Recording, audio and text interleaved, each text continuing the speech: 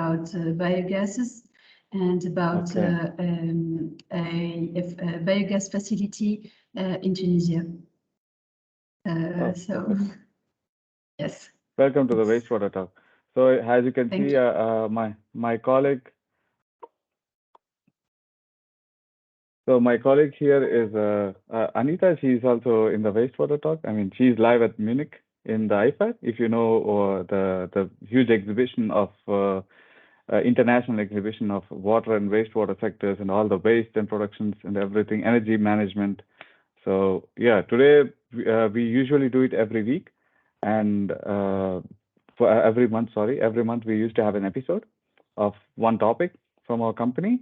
And this month we thought of doing it in IFAT. Like we have a big stand in IFAT, so we want to show around and how it looks like and what are the things we are gonna do.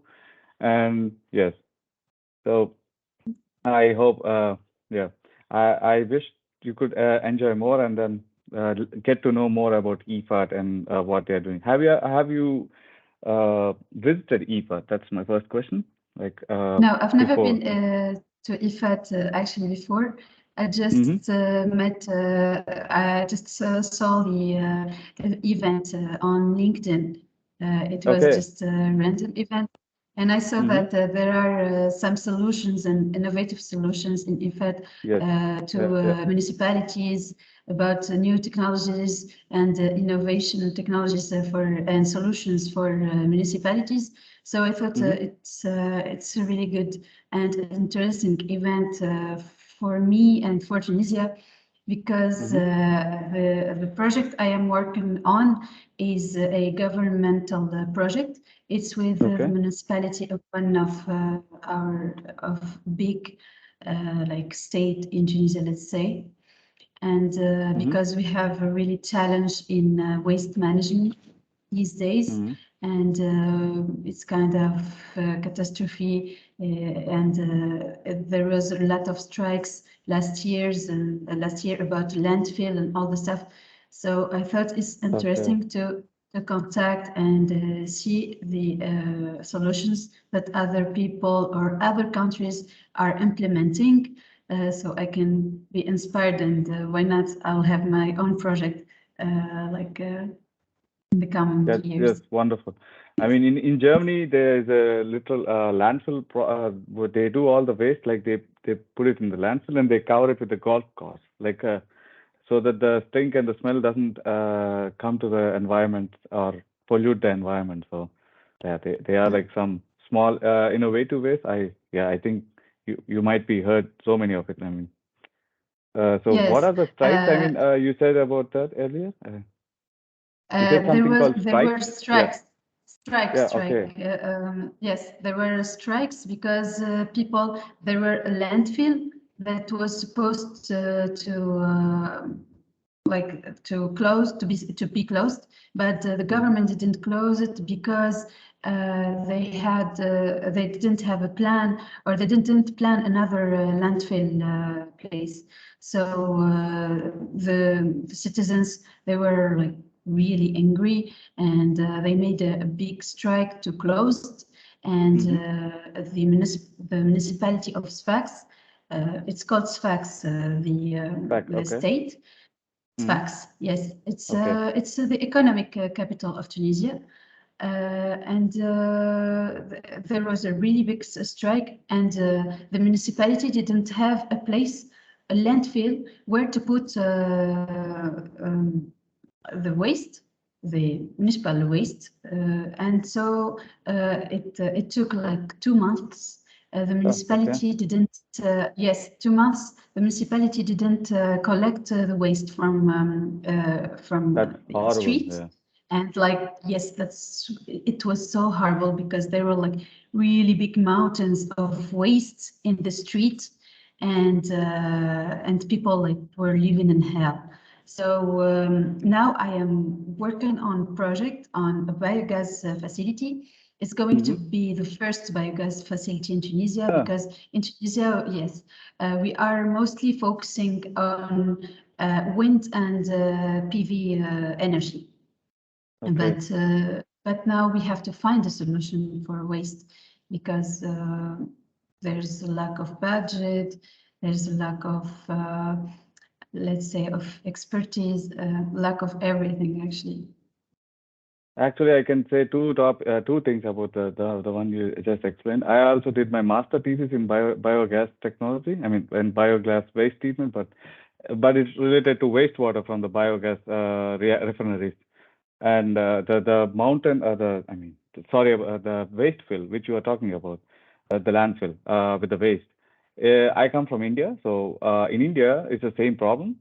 They used to collect waste and they dump so high. Like we used to have a nickname for that, like a funny name. It's called the waste mountain. It's so high, it's low, like a size of a mountain. The dump and the landfill area. So the thing is, India is mostly using incinerations. So they just burn the stuff and then we burn the steam engine and then we get the electricity. So it's actually very bad for the environment because we are burning everything. But it takes a lot of time to process this, like to collect the waste and then to send it to the incineration centers. In the meantime, it's just sitting in the landfill areas. And recently, because of the high weathers, this landfill is burning, and they are getting toxic gases out of this landfill because of the temperatures that's being so ridiculous. Like it's very harmful to breathe them, and they don't have anything to cover it. Like in European and in Western countries, they just put a grass or some kind of cover so that the stink and everything will be prevented in one place. So that's a huge issue right now, and India is starting to. But actually, India is doing more like building more incineration plants than to solve the problem on the site. So I mean, in the future, maybe they find other alternative processes, but I think incineration is it's like you get the energy, but it's like cost of the environment. Yes. In Tunisia, for example, we don't have any valorization. Just we dump, we put the waste in the landfills, and that's it. We don't valorize anything. Not the methane, not anything actually. So we don't have waste sorting from the start. People like citizens don't do the sorting at home, and the municipality just collects everything like plastic, plastic and organic waste, everything together, and they just put it like that in the landfills, because municipalities they don't have the budget to buy I don't know the cars to collect everything and to make controlled landfills, because there are a lot of uncontrolled landfills. They just put that anywhere. They don't have like a place. Yes. In the whole Tunisia, we just have only 9 controlled controlled landfills. Only 9, controlled landfills. It's very low, very low. Yes. Yes, it's very low, and it's because there isn't the budget to do this, because to make a landfill with the European standards, it takes a lot of investment. A lot of money. Yes. Yes. Of course, I can understand. Yeah, because that's the problem. While they don't have, these developing countries doesn't have so much money, and they want to use alternative solutions, which are very unclimatic, unfriendly to the climate. So, yeah, I mean, okay, now, so now we are in the wastewater talk. So, I just want to make a small introduction to this, what this webinar is and what we are gonna do today. So just a second, I'll share my screen. So, can you guys see the screen? Okay. Okay. So here's the welcome to the wastewater talk. So this is the episode 8. So like I said, every month we are gonna do one episode, and we take different topics and we discuss with people, and it's like an exchange of ideas and exchange of knowledge from all over the world, which we are my colleagues Klaus, Vicky, she's also in the presentation right now in the meeting, and myself. My name is Raghu. So we three make the presentation, and then we organize it actually. So in the morning, my colleague Sigi is taking over, and then I'm doing it in the afternoon session. So this month it's a special edition in IFAT, like in Munich. Like it takes place only once in 2 years. So we thought this would be a nice idea to have a special episode and to see what is going on and what's happening and everything. So and yeah, so there will be like two alternative meetings. I mean, we started to do it. What is this and everything? Here you can see. I mean, there is a website for in our company under Wastewater Talk. You can see all the previous episodes if you missed it. These are the list of episodes which happened before. So the 7 episodes, and this is the 8th one. As you can see, most of them are related to the wastewater management because our company, the Unitechnics, it's a company to control your wastewater technology. I mean, to maintain your sewers and to have a nice functioning sewer system which is environmental friendly. So we started it from 1990, and then we are here since 2000. We started making our own products against the sulfide. I think you know that hydrogen sulfide is like a huge problem in the sewers these days because they are like corroding the sewers and all of it. So these are like a brief discussion of what we do and everything, like odor and corrosion, like the products and the dosing treatment and the air treatment as well, and even in the sewage plants and everything. So this is our stand in IFAT. So as you can see, this is our stand in IFAT, which we made this year, and it's huge. And yeah, I mean, if you see this hole, like we have a drone called drone. We use drone for the inspection in sewers, which is pretty new and innovative technology to check your sewers without sending any person into the sewers. Like it's human. You don't need a human, or you don't need to risk any safety. So we are just doing it in the EFAT so that we show it like how does it work as a just to show like I mean it's a probe, like it's a sample, so we show it how it works. I mean basically. So as you can see, these are the people who are coming by, and you can see a little bit of drone here flying on the tube. Here something like this. So it goes on the tube like this every 2 hours. And if you so at the end of this today's episode, you're gonna see this drone live at the EFAT. Now, my colleague will show you the drone with her. She's going to send it, and then we are going to see it. So just a second. We're having people coming over. Oh, sorry.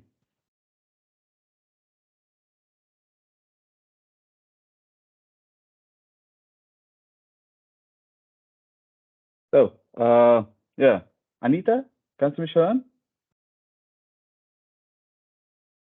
So, kannst du ein bisschen zeigen, unsere Stand und alles? Yes, of course. Yeah. So she's Anita. She's our colleague, and you can see now the stand in the IFAT stand, which I showed you in the pictures. Like you see there, that's like the rain, like the extraneous water. I mean, suppose like rainwater or something. It doesn't need to go to the sewers, because if it goes into the sewers, it increases your like the amount of water you need to treat at the wastewater treatment plant. It indeed gives you costs you more energy. So I mean, it's not good to the environment, because we need to save the energy, not to waste it so much. So we do it just to save it. And then here you can see these rat traps. Like in EU, there is a new law which says that you can't just throw the rat poison chemicals into the wastewater canals. So that once upon a time they used to do that, and the rats used to eat it, and then they die in the canals. So it's like very horrible for the health, and you have new bacteria and new organisms growing there, because if the rat stays more in the sewers, it's going to create more problems than less. So that's like, we also have a product for that. And then you can see this, like there's a small ball which is which is like a small and optimal one. And we also have sensors for that, so that you can just when the rat comes and touches the ball, like when the ball moves, and then you get motion center, and you can get it in the online portal that you have a rat there, and then it just notifies you like, hey, just please take the rat out. So it's like something innovative. Can I step short? Sure, I just want to add a little more to the explanation of that rat ball. So the rat will eat the poisonous bait, and no matter we use this rat ball or not, they will still die in the sewers. That's something we can't avoid. So this bait is just trying to make sure the poisonous bait won't get wet, won't get into contact with the water, so that the poisonous chemicals won't get into the sewers and further go into the wastewater treatment plant, and maybe further go into the river bodies. Yeah, so. Yeah, thank you, Sigi.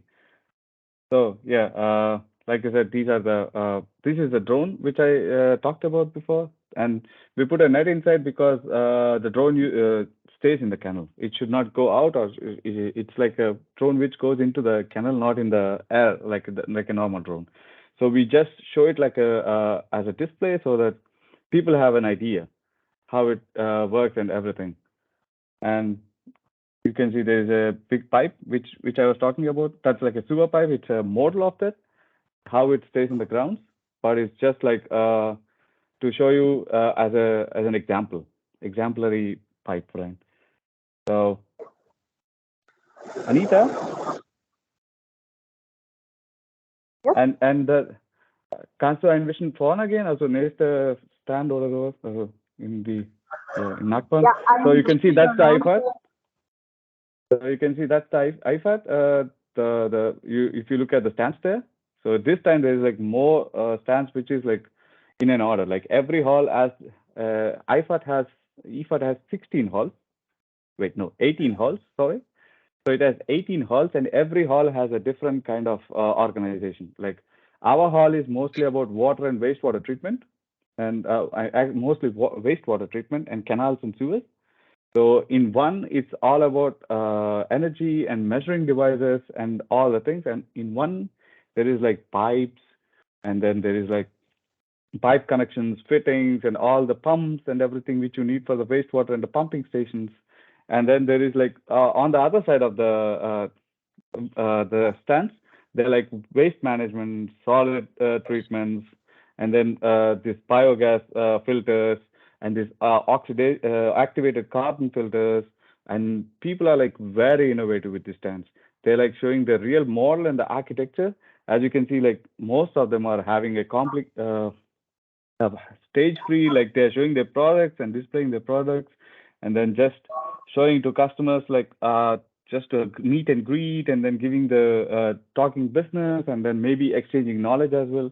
I have seen so many students this time who is attending IFAT because they are very much interested in the technology, and they are, also want to know about the company, and then they maybe if they have a good discussion, maybe they can also land in a job or in internships. I mean, it's also good to know new contacts, and then know people, and then there are also these kind of organizations in Germany. It's called DWA, like DWA. So it's like get together to all the people all around the world. I think it's easy to get a membership there, and you can just register, and then in the future IFATs we can easily you can participate. And there are also so many competitions, what I heard this time. Like there is a competition for universities. There are like 3 rounds, and they give you 3 tasks, and you have to work as a group, and you can register with your university with 3 participants all over the world. It doesn't matter where you're coming from.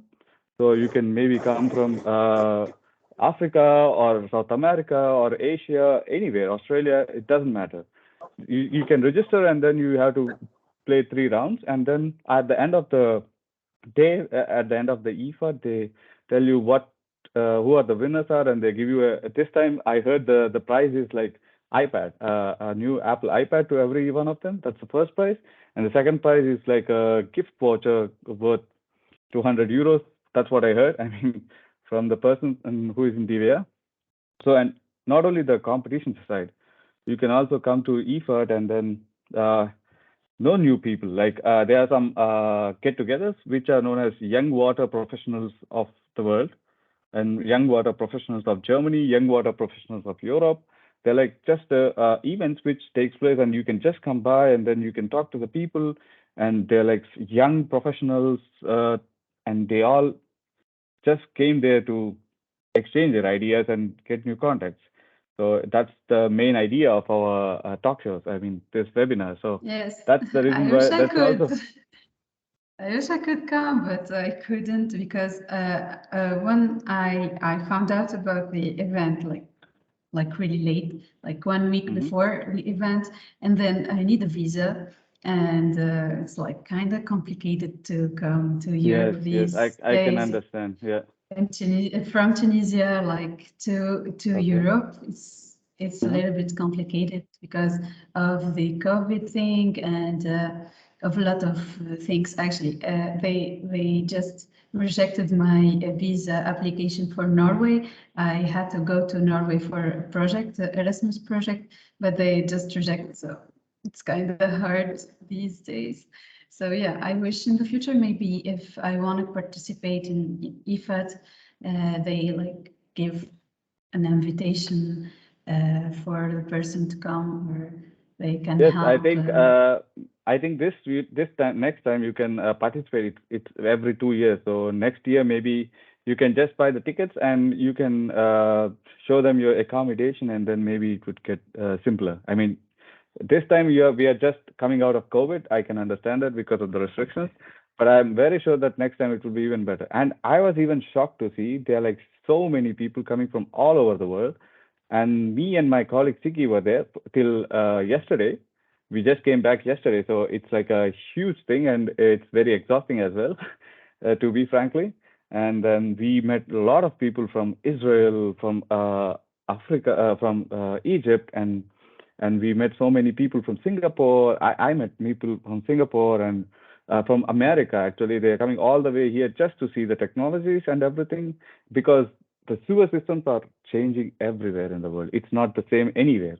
And I come from India. It's completely different. I mean, the pipes are same, but the technologies are different, because some pipes are with concrete, which is in Europe. Actually, the standard is concrete pipes, but in India it's like steel pipes, and it's all different. And then they have different materials.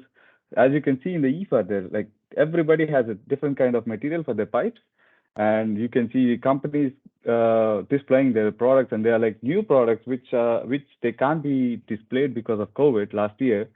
And you can see these creative ideas like showing the pipe and making a mascots out of them, and it's like pretty creative this time, and it's very Yes, lavish I and see. luxurious. You're lucky, guys, because you can see these things. But I guess, for example, if we want to buy these things, it's mainly the municipalities who buy this. It's Yes. government, and Yes, that's true. I can tell that Tunisian government like doesn't have the money, for example, to buy solutions like this or technologies, because it's kind of archaic. I don't want to talk about my country like this, but it's the truth. That's the mascot I'm talking about. Yeah, that's cool. I'm sorry. Just go on. It's okay. And actually, the management system is kind of archaic in Tunisia, the waste management. And I know that we don't have the budget to buy these things because, for example, I have my friends who have a startup of a solution for, it's called Zygofiltre. It's I don't know how to explain it, but they put it in the wastewater where the things the pipes, and it holds the solid waste, and it lets the liquid waste go, the wastewater, let's say. Okay. So yeah. I don't know if you see the idea, but my friends, they had this idea. They made a startup and all the stuff, but they couldn't like sell their solution for municipalities because municipalities they don't have the budget to buy the solution. and it's not an innovative solution. It's not a really technological solution, just really simple solution, and they couldn't justify it. But I think it's when we attend IFAT, it's inspiring for youth and for the change, because our country, we have a lot of political things just going on these days. So we are, the change is coming, you know, like we are changing, we are doing something. So I see that a lot of youth, they are mobilizing to green jobs and to green technology is solutions, the future, yes. green technologies, yes. But I guess this if I think it's really inspiring for the government and for everyone, just to see what the others did, and we can get inspired, and we do the Tunisian experience thing. It's our Tunisian solution, maybe. I wish I could attend this, because I mean, it's really. I heard that IFAT is not only taking place in Germany, but I heard there are like different parts of the world even doing the IFAT. India also, Delhi also, they are taking place. Yes. I'm sorry. Can you introduce yourself, Mr. Sundara? Hi, Raghuvir. My name is Sundara Vadivelu, Satanadan. I'm from Muscat, actually. I had been in IFAT past 2 days, for the first 2 days, and completely exhausted. So yesterday I returned back, and I missed your hall to see. Okay, I'm seeing in now only. Okay. You guys were in B3 or?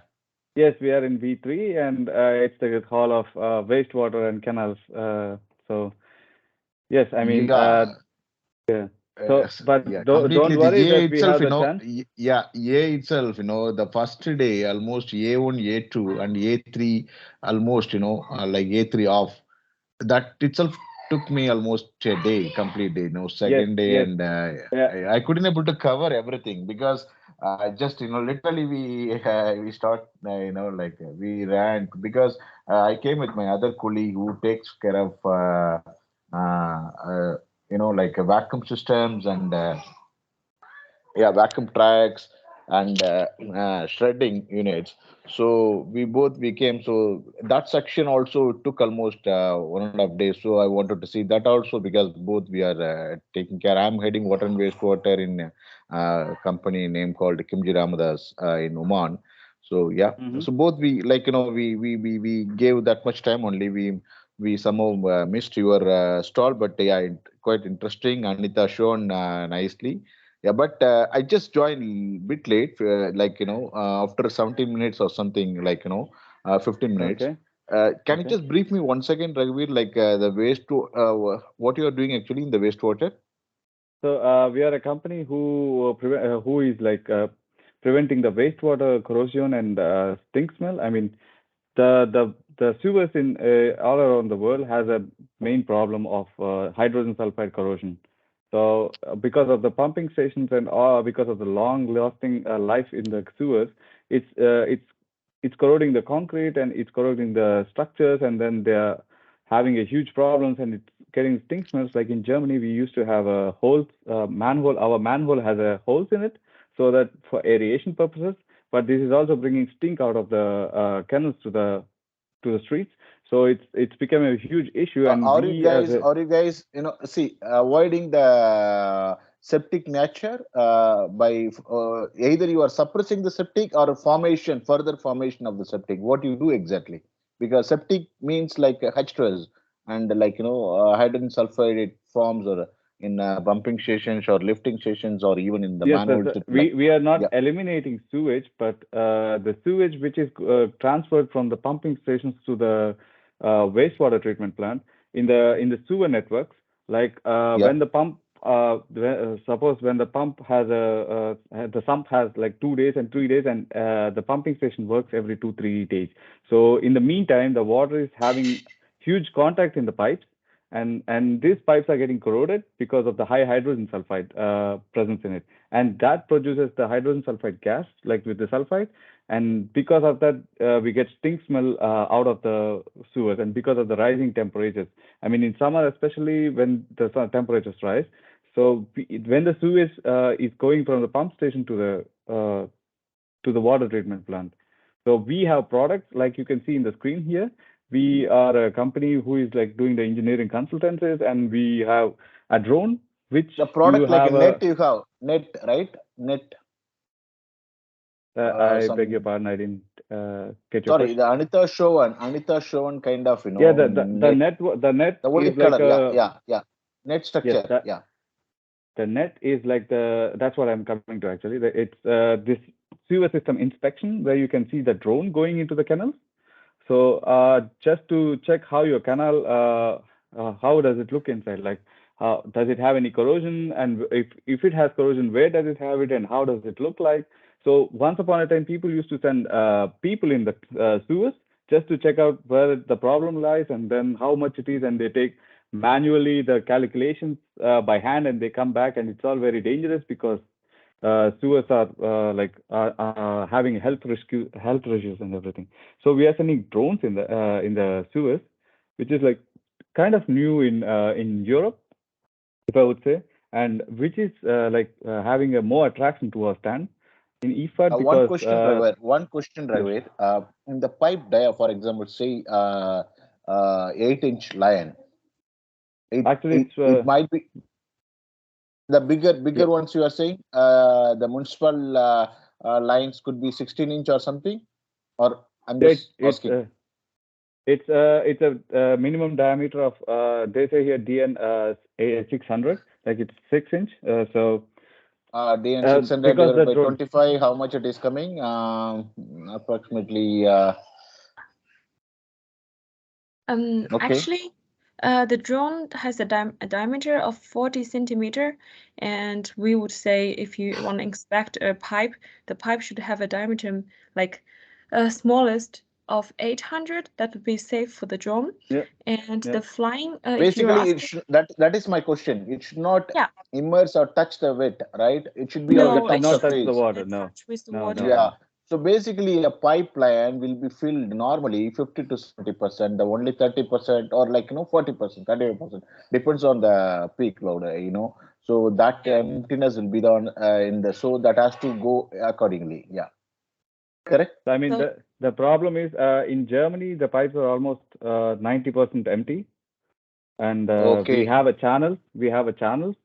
So only the water flows in the channel, and it's like a tunnel. If you're going in a mountain, you dig a tunnel. So in the tunnel, like you travel only in the bottom, and the whole top it's like free with vacuum and air. So in Germany and in Europe generally, I mean, I know the situation in India what you're talking about, but the pipes are never more than 10% full. I mean, if it's more than 10% full, then you'll have like a flood, some kind of huge water inflow, like rainwater, some kind of over flooding. Then the pipes get as 80 to 90% of the water. Most of the time, it's like 90% free. So when we send the drone inside, it just sees the water on the normal channel which is flowing, and it sees the corrosion and everything on the top because it should not touch with water. The drone is not a waterproof. I mean, it's a waterproof, but it's not like suitable to swim in the drainage system. Like it needs air. Like the basic process of drone is like it's similar to the helicopter. Like it needs its wings and the air compression to go inside. So yeah, I mean we are doing this in the European method actually. I mean, in India, I know that the drainage system is always like 70% or 80% of full of sewage water, and then it flows constantly. So yeah. So the net which you are talking about earlier, this net is like to show it how the drone flies in the canal. Like it's like an example to show because we are not allowed to fly drones in an indoor buildings. It's like a rule in European Union. So we just flow in the pipes, and then we send it into the canal, which is on the top of our stand. And then this drone has a 3D camera which takes 4K videos, and it gives you a 3D images when it's going into the inspection into the canal.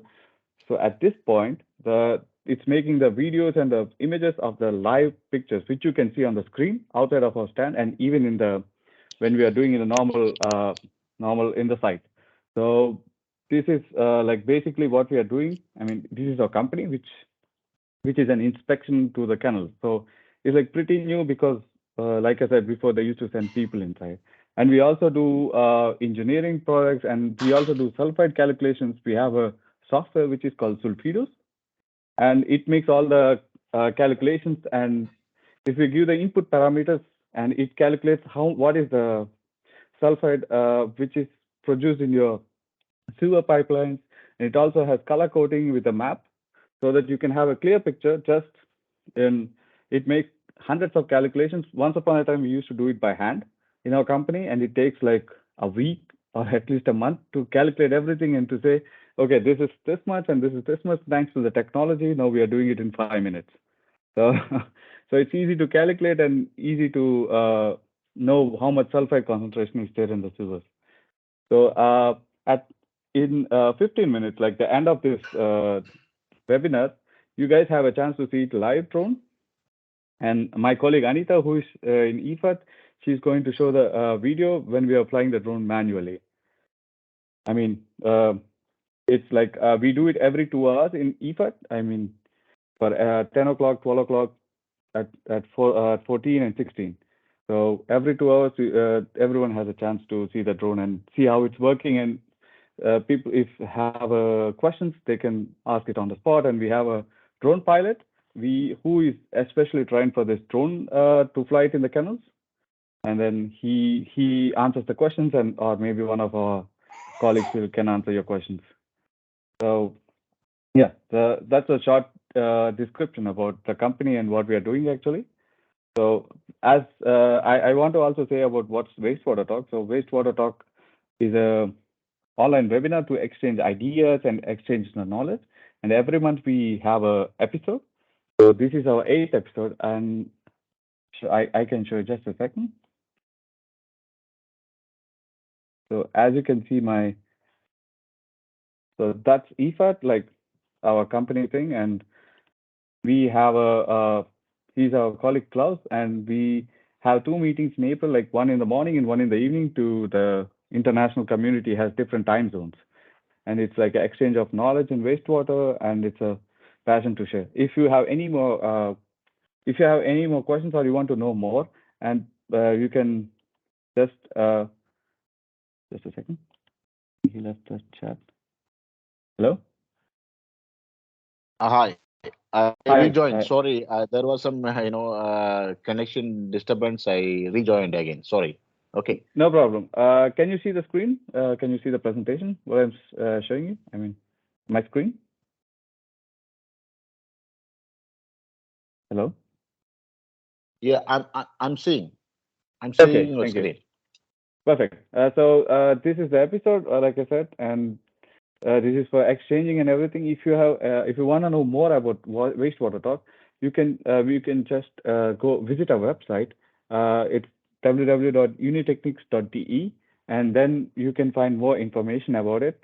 And like I said, every month we have a new topic. So today is this time it's the 8th and a special topic, which is in IFAT, because we have a stand there, and we were hoping it's a good thing to exchange the knowledge or to see how it's going on there, because a lot of people can't make it, like Mariam, for example. So we want to give a platform so that they can see how it's going on, and if they have any questions or anything to share about, then they are always welcome. So these are the brief pictures how it looks like our stand, and this is the net you're talking about. As you can see here in this picture, you see the drone flying in the net, right? So this is a tube. This is like a exemplary pipeline, which is underground, like mostly, but we want to use our space in the IFAT because we can't dig holes in the IFAT. So we put it on the top of it, and then we just flew the drone in it, and it has a camera and which is connected to the screen here, so you guys can see it, how it's manually working and what it's inside the tubes and what are the things it can do. like I said, it's about 800 meter. I mean, this is 800 and TN, and this should be like more than a drone because it cannot touch the water, so it should be in an air-filled vacuum. So this is our team, and we have more. We are a company of more than 40 employees, but not everyone can join us on that day. But this is on the first day we took the presentation, and yeah. So. And you said your solutions to municipalities and the government or others. What are your majority clients? So our majority of clients, as you said, are government employees, are the wastewater organizations in Germany. So in Germany, how it's basically this is the structure in Germany.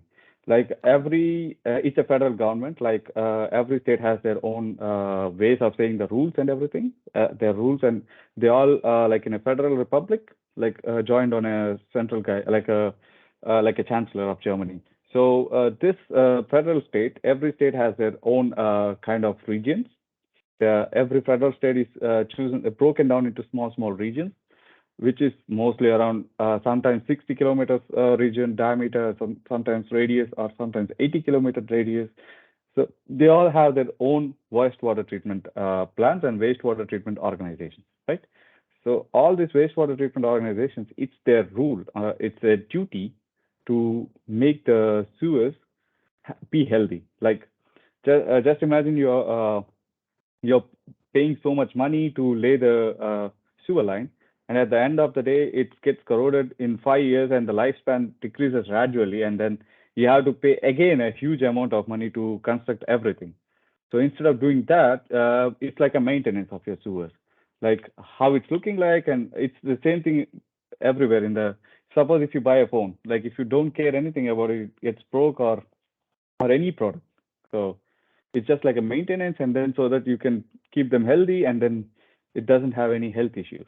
Like I said, this corrosion and stink. Like just imagine if you're having a manhole just in front of your house, and it starts to stink, and every time when you open the window, you get a stink smell, and it's very unpleasant, and you can't even stand up staying in the home anymore, and it's you get health problems like H2S. It's measured in ppm, parts per million. So if it's more than 2 ppm, and you started to get headache, you start to get every kind of symptoms. It starts to show symptoms as a long exposure. So after 5 ppm, I saw some places which are more than 200 ppm. So it's like huge. If it's more than 250 ppm, and if you stay there for 2 days, and you're dead on spot. So it's so dangerous, and that's the reason why they are like huge laws saying that you have to control it, and it should be minimum this value, and it should have. If it's more than 10 ppm, you can't even send your 5 ppm, you can't even send your working personnel in the wastewater treatment plant to work because it's a health risk. Like they can't even send it knowing it's dangerous to their life. So they're like huge laws, and our company is like helping them to maintain the sewers.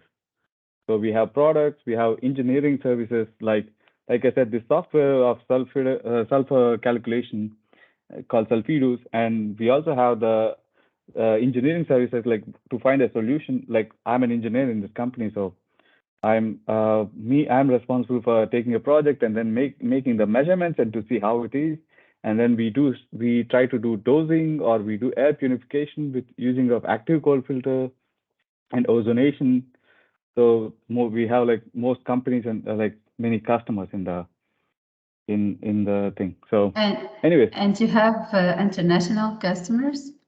Yes, we also have international customers. Like we did projects in Spain, and we did some projects in Moscow as well once upon a time before the war. So and we did some in Poland, and now we are like slowly expanding, and these slowly we are getting customers outside of the Europe saying that they also have this hydrogen sulfide problems, and they are like wanting to have some examples. Like Sigi and me, we found so many people from around the world. Siggy, did you find any guy who is like very interested in the project around the world? I mean, Me? in the IFAT. Well, the most I mean, impressive yesterday and one? day before yesterday we are there, so in the site. Yeah, to me the most impressive one is there are 3 guys from Dubai, and later I get to know that they're actually the like the boss of the wastewater treatment facilities, the local Okay. facilities, and they are interested in our odor control system, like the products. Maybe you have seen what Anita showed. And it's interesting because they ask how much is that, and that's like not so easy to answer question for me. I'm just an engineer, and they say, like the boss always say, when you buy 2 million pieces, we can sell you for €2 for each one. But if you buy just one, of course, it would be expensive. And they say, oh, Yes. no, we are talking about 1,000 or 500 pieces. I'm like, okay. Wow. And I don't have a call. And then I got my boss. So mainly I'm impressed by this amount or the money behind it. Yeah. But I also I met mean, it's some. in a large scale. Like, if you want to, like, we are actually getting like some orders, which are like 100. You saw that rat ball, right? So there are like people who are ordering 100 pieces of it at a day because they want to keep one rat box at every manhole. So it's like it's a good idea because they want to control the rats.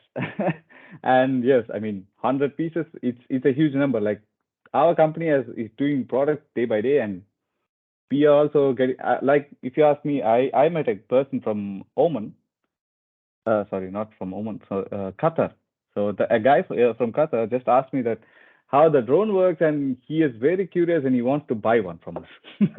Like he wants to buy one so that he can see it in the sewers in Qatar, because we can't send the drone. I mean, there, and we can see that. I mean, we can.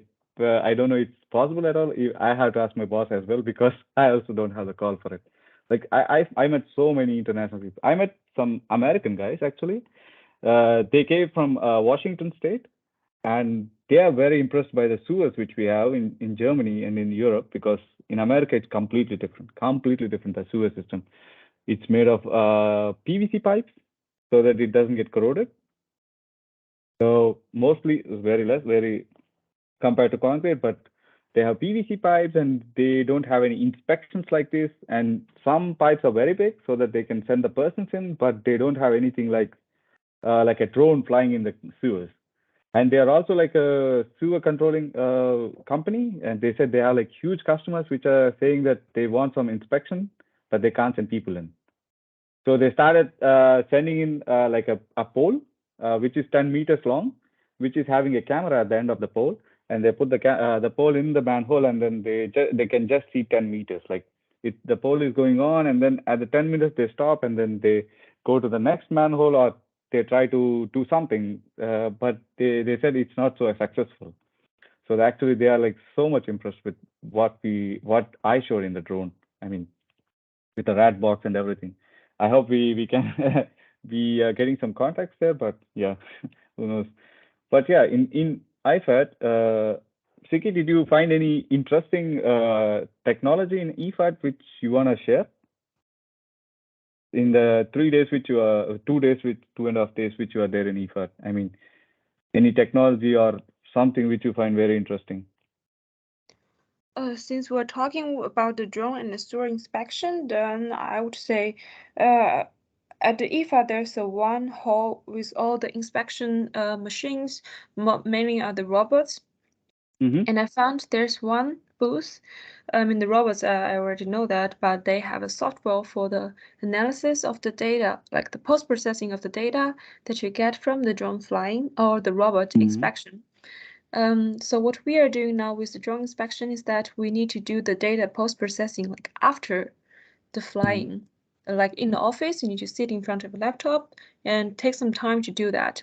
But what would be optimal is that if we can finish this analysis on site, like while the drone is flying, inspecting, and we can at the same time do the analysis. So yeah, after the flying at the same day, we can deliver the results to the customer. So at one booth, I found they have a software which allow you to do the data analysis at the same time of the inspection. Well, even though they're using the robots, but I just got interested if we can say we use their software and combine it with our drone inspection, so that this data processing, this post-processing process will get even faster. Yes, actually, I want to share something. I made a study of a project, like in entrepreneurial course with my friends. It was a project about a drone to inspect a PV plant, because PV plants are really big, and inspecting the anomalies in the PVs is really exhausting if people will do it. So we had this idea of a startup of a drone with lidar sensor. So this sensor just goes on top, and it will give you like in real time report about the anomalies you will find in the PV panels. Yes. So just a sec. Yeah. Anita, is the drone starting to fly? Anita? Yeah, the drone flies, they are getting from. Okay, can you off the mute it and then just show the video so that Mariam can see it, how the drone is flying? Yes, thank you. So yeah, so it's starting to move. I mean, like you can see there's a hole and the drone is on the bottom.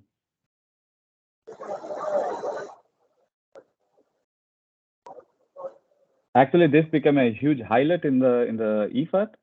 They're like people coming all over the hall just to see how the drone is flying. Like some people are asking me, our friend saw it yesterday and we want to see, and when is the next time? As you can see, the people are already standing there to wait for the drone to just walk up, and it's like a huge innovation, and it's like something new which you don't find it anywhere. Like I said, there are like so many. Yes, I want to say something about the decoration. Sure. It's really genius. I loved it. Thank you so much. But that's nothing actually. I mean, ours is pretty good, but there are like some people, they're like huge, like twice the area of ours, or like 3 times the size of ours, but still they manage to have it very. The idea, I think, the idea of showing the thing and the decoration, it's really nice, and it gives you like the whole image and the insight of the thing, so you don't have like to imagine a lot of things, and it just gives you the right image of how it goes in real life. So it's really nice effort. Really. Yes, the model is like the main part of the effort. Thank you so much. I mean, I will let my colleagues know who designed this to say that it's very good, and we got compliments from from Mariam. So yeah, and yes, this that's the reason why we put the net, because if you put the kennel, nobody sees how it's going up. Like that's the reason why we put a part of it as a kennel, and this the down part is just like a net, so that you can see how it's going on first, and then you can have the real view. Like if you put the kennel all over, then nobody sees it, and nobody even believes us. Like, huh? Why you say it's a drone and they don't see anything? Yeah. Yes, this is a good thing for customers and for clients to see this, because it's like it approaches you from the client, and you get like it's something interactive with the client, so the client really sees how your product works and everything. Yes. So yes, I think it's a really good idea to if you ask me, the exhibitions are mostly about showing, display, like demos. I saw everywhere in IFAT. I went to some places where there are like demos everywhere. Some people like doing some measuring devices in a river flow, in a river channel. They literally try to put a huge channel there, half of their stand, and they put this pH measuring devices and everything, and they started to flow the water like the real channel with a velocity of I don't know, 20 to 30 kilometers per hour or something. It's amazing how they are doing it with the motor and everything. But if you ask me, IFAT is all about the demos, because customer wants to see it first before buying it. They want to see it, they want to know it, and they want to know everything about it. Not only the customer, even the people who want to know the technology. It's very easy to show them. As you can see, the drone. You see that?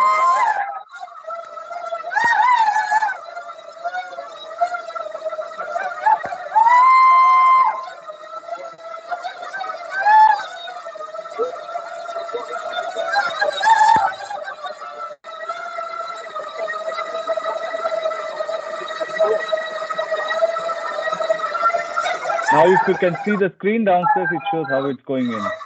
You see the screen there.